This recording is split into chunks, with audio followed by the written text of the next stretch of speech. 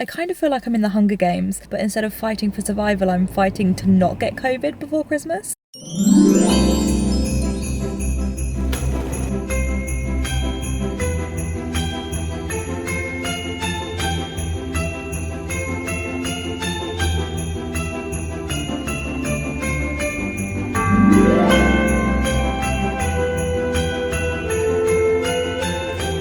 Doing this. Good afternoon. Hello, bit dirty. It's been a while. Today is the 21st of December 2021. So, I feel like my hair definitely clashes with my jumper. Yeah, I don't know why I'm vlogging from my car again, but here we are. Originally, I wasn't going to start this vlog until tomorrow because tomorrow, the 22nd of December, is when I'm finished all of my weddings, all of my grotto work. I have nothing to do then until the 29th of December. I have a wedding to shoot.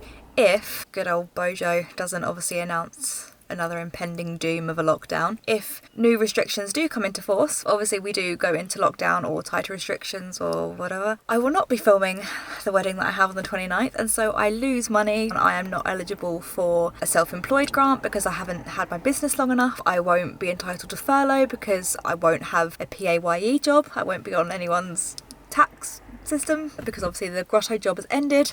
Yeah, I'll be screwed. Yeah, I will be screwed. I will have no income because no one's going to put a deposit down for a wedding because even the weddings that I currently have booked are panicking. I have a wedding in January and she's already messaged me to possibly cancel and change her wedding to April. So, fucking great one. I thought we'd left shipments behind last year and that 2020 was the end of all this. But I knew it wasn't the end of COVID. Like Theresa May said, I do agree. We're going to have to learn to live with COVID. It is going to be around for a very long time. We can't keep closing down sectors of the industry.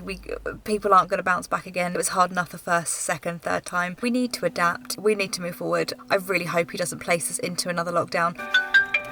Sorry, I just had to take a phone call and now I've completely forgotten what I was saying. What was I saying? Yeah, I've forgotten what I was saying. I think I got to saying that I agree with what Theresa May said. She said that we need to learn to evolve and adapt and live with COVID because it's going to be around for a very, very long time. No amount of lockdowns or closing down our sectors, our hospitality, our retail, our weddings, our events, it's not going to do anything. We are going to go into a lockdown. It's going to slow down the spread. We're going to come out of a lockdown. There's always going to be new strains, same as there is with flu, and they just adapt the flu vaccine each year to, they give you the strain that they think is going to be the most dominant that year. I don't want to be one of these people that compare COVID to flu. However, Omicron, the new variant, surely that is the variant that out of all the other COVID strains you would like to get, if any. I don't want to get it, obviously. There needs to be a point where we just say no lockdowns, you're not abiding by the rules. It pisses me off because, pardon me,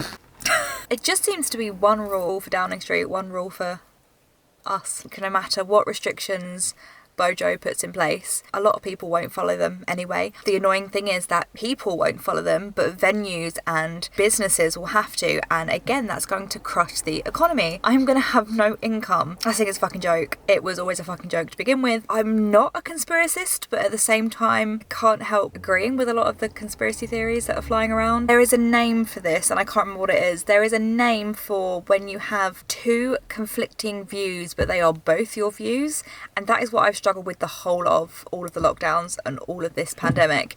Is I have two views and I see both sides at all times and they are both my views and I agree with them both and they both conflict each other. It's really hard to explain. So on the one hand I'm like, yep, wear masks, be safe, get your booster, have your vaccine. Why is it focusing on the fence and not my face? But we need to keep the economy moving. I don't believe in another lockdown. I don't believe this economy can survive another lockdown. And on the flip side of this, my other views are, on the one hand, I wish I'd never gotten the vaccine. No, on the one hand, I wish I'd never got an AstraZeneca and I wish that I had waited and I went really gung-ho into it and was like, yes, I'm supposed to get the vaccine, I'm doing it. And I did it, I got AstraZeneca, and then it came out 2 weeks after that they shouldn't have been giving AstraZeneca to my age group because it was linked to infertility, and that kind of gets me on to why a lot of anti-vaxxers aren't getting the vaccine is because it hasn't been long-term tested, which it hasn't, and that I agree with.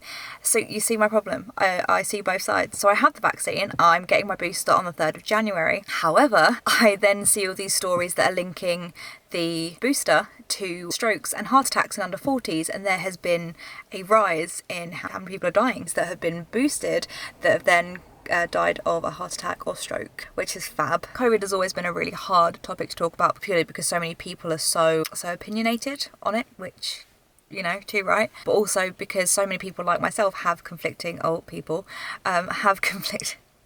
so many people like me have conflicting views, that they believe in both views, and so it's really, really hard. I don't think that COVID should stop us from having another Christmas with our families, but on the other side, what if you do go and see your family and then they do contract COVID, and even though Omicron is just a cold to someone my age, it's not necessarily to someone my nan's age, and I understand that, but I feel like they've taken away so much from us already, and we had such a shitmas last year. We need to take precautions, but we can't just stop all Christmas plans. Got another Boris announcement coming either this evening or tomorrow evening to update us on the new protocols. I'm panicking a little bit, and my anxiety is a bit like, purely because the first lockdown, I had 4 jobs over the course of that year just to get through that year. I was trying to survive on furlough, and then obviously this year I'm not eligible for an SEISS grant, which is like a self-employed business grant. Well, for furlough, I wouldn't have anything other than if I could possibly apply for universal credit or job seekers, which isn't a lot, but it would be something. I'm again working in a sector that is going to be heavily affected by COVID,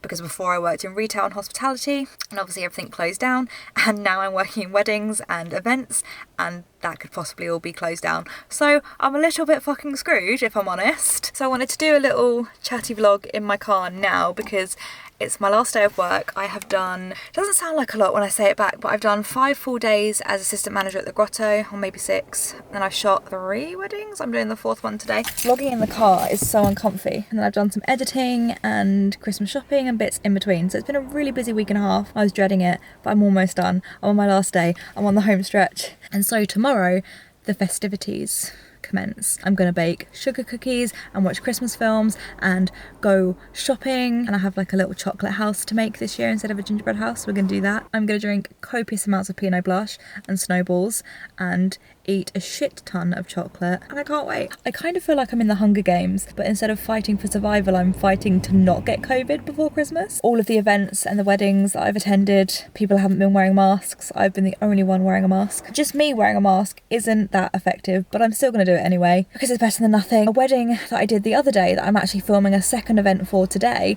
the lady that I spent most of my time with is COVID positive. She tested positive 1 or 2 days after, and she was around 80 other people that are at the same event that I'm filming tonight, and none of them were wearing masks. I was in very close proximity to her. I've tested, I'm negative. I tested because I had a sore throat, and I was like, shit, it's trying to not catch COVID before Christmas, and I'm terrified of taking a test on Christmas Eve, because we're all going over to Jack's brother's on Christmas Day, where his grandparents will be and other family members, so we're all testing before we go, and I don't want to test positive and it ruined my Christmas. And that's what I'm worried about, being around so many people before Christmas. I just don't want to get COVID. That's one of the hardest things, is still trying to go about your daily life, but you're worrying about not contracting COVID before Christmas and it ruined your Christmas, because we had such a shitmas last year.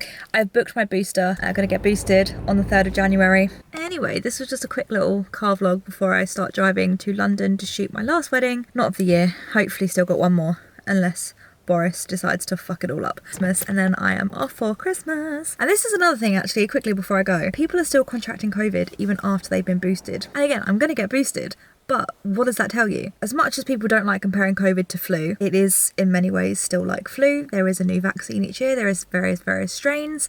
There will always be a new strain. So in that way, it is very much like flu. It's reducing hospitalizations and the strain on the NHS, which is great, which is what we want. The vaccine is not designed to stop you from getting COVID. It was to dampen the effects, same as the flu vaccine. So in many ways they are similar. So we need to learn to live with it, because no matter how many vaccines we have for however many strains, it will never stop you contracting COVID. It lessens your chances and it dampens the effect if you do contract it. But this is why we need to keep the economy moving, because no matter how many people are boosted, how many people are vaccinated, I understand that it's about reducing the strain on the hospitals and the NHS. That's brilliant. Totally agree with that. But the vaccine is never going to stop you from getting COVID. So I mean, still do it, get vaccinated, get boosted, stay safe, wear a mask, sanitize, but get on with your life. And I know that a lot of people won't have the same view, and a lot of people are saying, no, don't see your loved ones, stay away from your nans and your granddads and your aunts and your uncles. Really, really hard to talk about COVID, and so I'm going to stop talking about COVID. If I don't see you, Have a lovely Christmas. Stay safe. Wish me luck driving to London. Hello. Just driving to London. I've got 40 miles left until my next turn off. Listening to Christmas music. So this is Christmas. What have you done? Oh, this is the Home Alone music.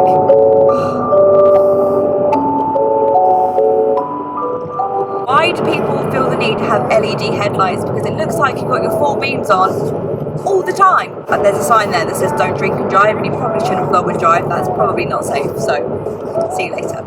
It's a little pit stop at the services, and it is the biggest Nando's that I've ever seen.